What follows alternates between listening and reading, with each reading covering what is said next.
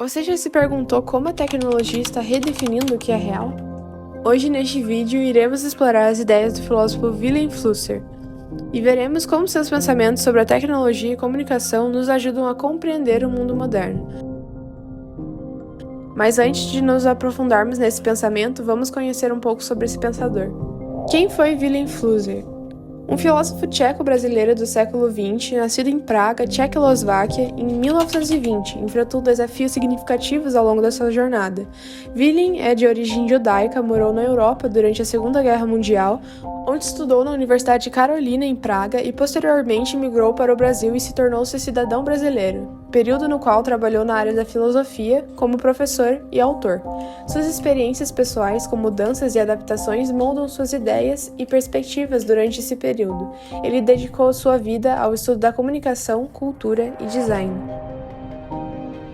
O Mundo Codificado. Em seu livro de 1985, Wilhelm nos convida a explorar como a tecnologia está mudando o nosso mundo, que está cada vez mais repleto de códigos e símbolos.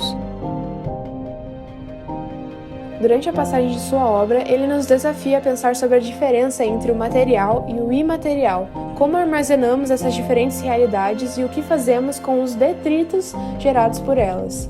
Sendo assim, vamos falar sobre a não-coisa. E para isso, precisamos voltar no tempo, quando o nosso mundo era dominado por coisas tangíveis. Estamos falando de casas, móveis, máquinas, a base da nossa existência. Até mesmo as pessoas eram tratadas como os objetos mensuráveis e passíveis de manipulação. Flusser questionava nossa relação com essas coisas e como diferenciaríamos entre o natural e o artificial. Por exemplo, uma planta é natural porque cresce ou artificial porque é cultivada de acordo com critérios estéticos? E o que dizer das casas, já que projetá-las é uma forma de arte? Ele nos mostra que até os critérios ontológicos tradicionais podem falhar quando tentamos distinguir as coisas. Aqui é onde entra a não-coisa. O pensador nos alerta para uma mudança profunda em nosso ambiente. Agora estamos sendo invadidos por não-coisas, chamadas informações. Essas informações são imateriais, não podem ser tocadas, mas podem ser decodificadas.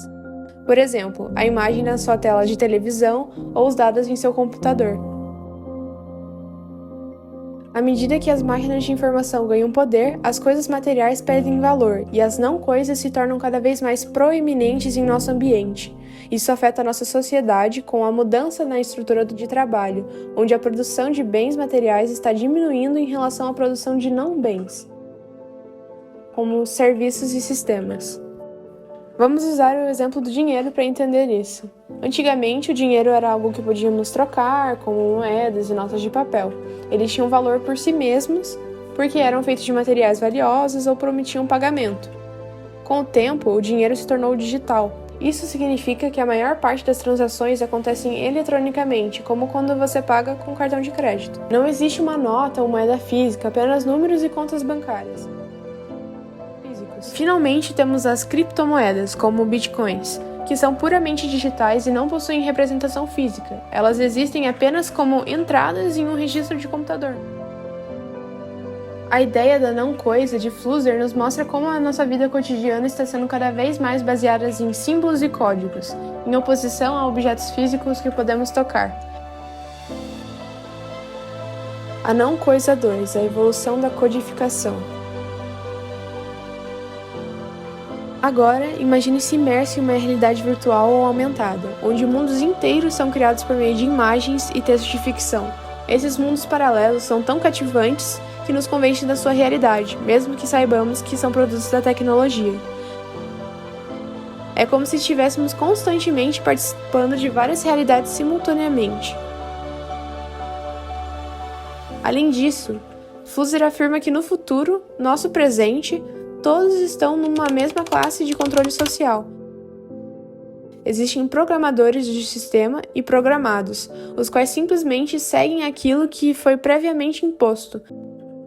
No entanto, mesmo para aqueles que estão na classe dos programadores, eles são manipulados por outros programadores, os tais programadores de programadores, criando um ciclo infinito de imposição e controle social, estando todos numa mesma classe de dominados. Agora imagine as redes sociais, por exemplo. Quando alguém clica em curtir ou faz um comentário em uma postagem, essas ações são puro digital. Elas não têm uma substância física, elas representam apenas opiniões e exemplificam a ideia da não coisa 2.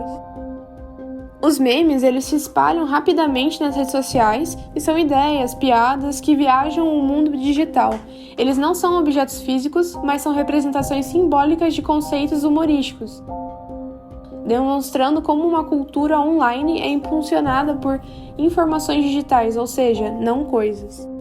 Junto a esses exemplos, também temos os influenciadores digitais. Como influenciadores, eles promovem produtos ou serviços em suas postagens. Eles não estão lidando com objetos físicos.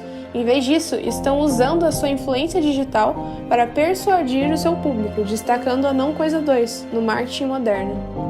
A publicidade online, os anúncios direcionados para as pessoas, elas não são objetos tangíveis, são estratégias de marketing que exploram a não coisa 2, ou seja, elas atingem diretamente a nossa preferência e interesse online.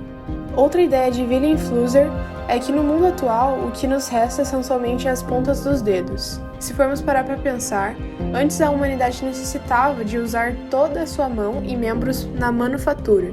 Já hoje em dia, precisamos literalmente só das pontas dos dedos, os quais pressionam o teclado para operar os símbolos sociais.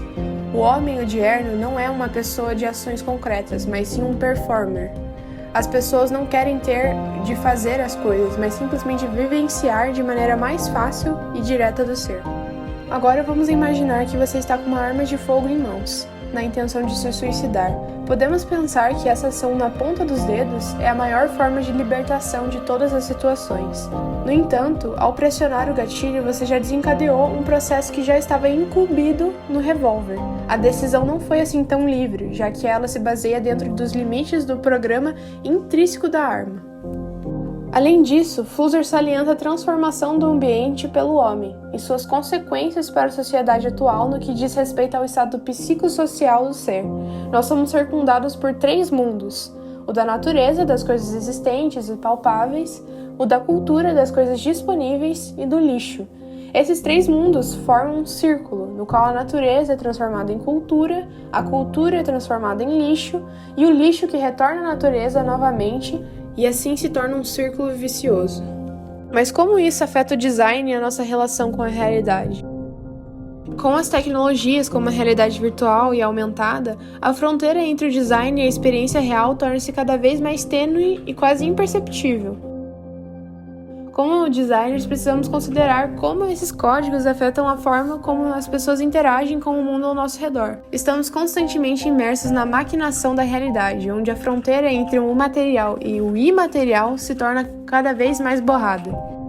Vivendo em simbiose com as máquinas que criou, o ser humano é obrigado a abrir mão da possibilidade de controle da realidade. Até mesmo porque a noção de realidade é transformada por sua ação. O humano torna-se escravo de forças de uma outra natureza que ajudou a gerar artificialmente, com a diferença de que essa nova, ao contrário da antiga, existe a serviço de seu bem-estar, pelo menos em tese.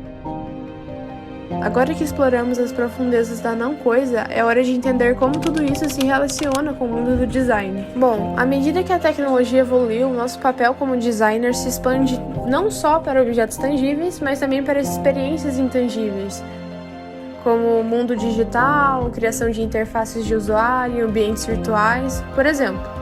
Somos desafiados a traduzir a não-coisa em formas visuais, interativas e significativas que impactem a maneira como as pessoas interagem com o mundo ao nosso redor. A não-coisa oferece ao design um novo horizonte, onde a criatividade e a inovação se estendem além dos limites físicos. Estamos moldando a maneira como as pessoas percebem, interagem e experimentam a nossa realidade. E por esse motivo temos que tomar alguns cuidados, porque as nossas produções elas têm um grande impacto de transformar e induzir mentalidades. Não como uma mera ferramenta de manipulação, mas sim como algo que instigue cada vez mais a criatividade e a visão de mundo das pessoas. E a pergunta é: você está pronto para aceitar esse desafio?